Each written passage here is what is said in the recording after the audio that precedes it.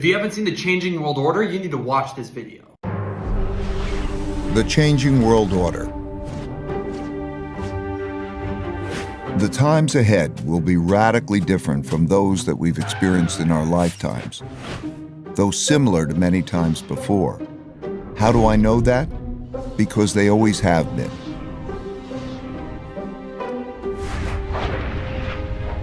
Over my roughly 50 years of global macroeconomic investing, I've learned the hard way that the most important events that surprised me did so because they never happened in my lifetime. These painful surprises led me to study the last 500 years of history for similar situations, where I saw that they had indeed happened many times before, with the ups and the downs of the Dutch, British,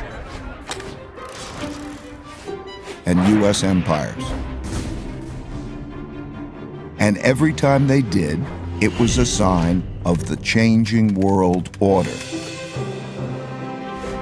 This study taught me valuable lessons that I'm going to pass along to you here in a distilled form. You can find the comprehensive version in my book, Principles for Dealing with the Changing World Order. Let me begin with a story that brought me to this point, about how I learned to anticipate the future by studying the past.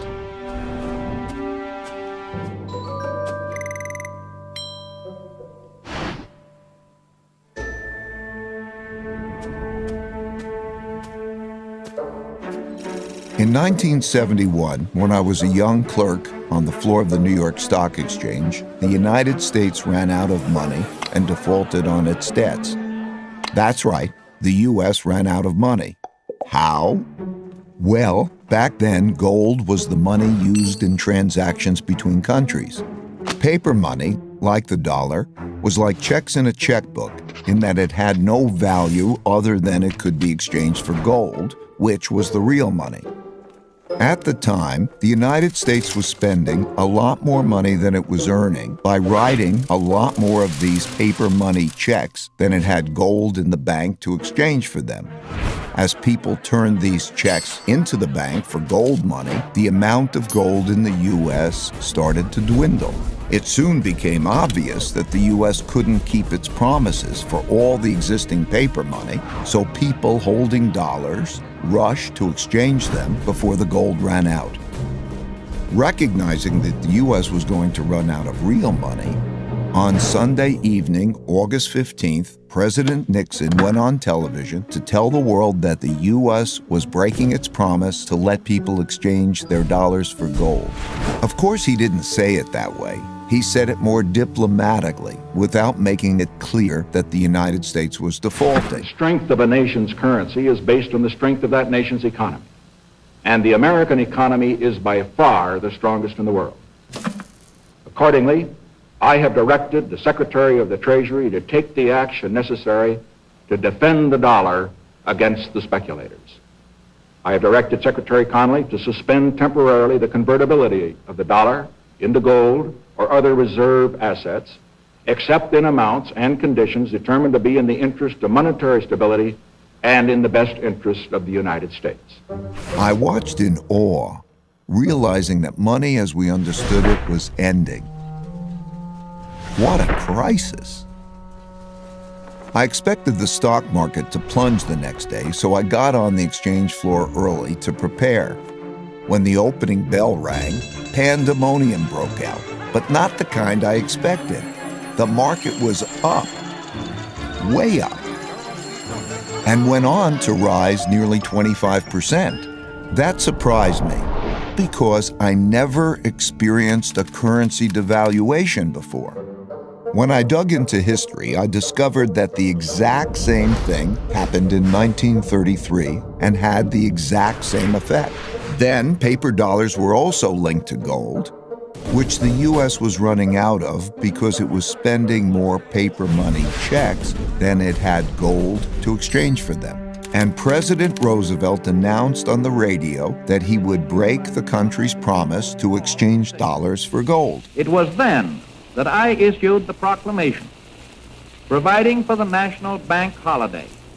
And this was the first step in the government's reconstruction of our financial and economic fabric. The second step, last Thursday, was the legislation promptly and patriotically passed by the Congress, confirming my proclamation and broadening my powers so that it became possible, in view of the requirement of time, to extend the holiday and lift the ban of that holiday gradually in the days to come. This law also gave authority to develop a program of facilitation. In both cases, breaking the link to gold allowed the U.S. to continue spending more than it earned, simply by printing more paper dollars. Since there was an increase in the number of dollars without an increase in the country's wealth, the value of each dollar fell. As these new dollars entered the market, without a corresponding increase in productivity, they went to buy lots of stocks, gold, and commodities, and hence caused their prices to rise. As I studied more history, I saw that the exact same thing happened many, many times before. I saw that since the beginning of time, when governments spent much more than they took in taxes, and conditions got bad, they ran out of money and they needed more. So they printed more, a lot more, which made its value fall and made the prices of most everything, including stocks, gold, and commodities, rise. That's when I first learned the principle that when central banks print a lot of money to relieve a crisis, buy stocks, gold, and commodities, because their value will rise and the value of paper money will fall. This printing of money is also what happened in 2008 to relieve the mortgage-driven debt crisis, and in 2020 to relieve the pandemic-driven economic crisis, and it almost certainly will happen in the future. So I suggest that you keep this principle in mind. These experiences gave me another principle, which is to understand what is coming at you, you need to understand what happened before you. That principle led me to study how the Roaring '20s bubble turned into the 1930s depression, which gave me the lessons that allowed me to anticipate and profit from the 2007 bubble turning into the 2008 bust. All these experiences led me to develop an almost instinctual urge to look to the past for similar situations to learn how to handle the future well. Changing orders.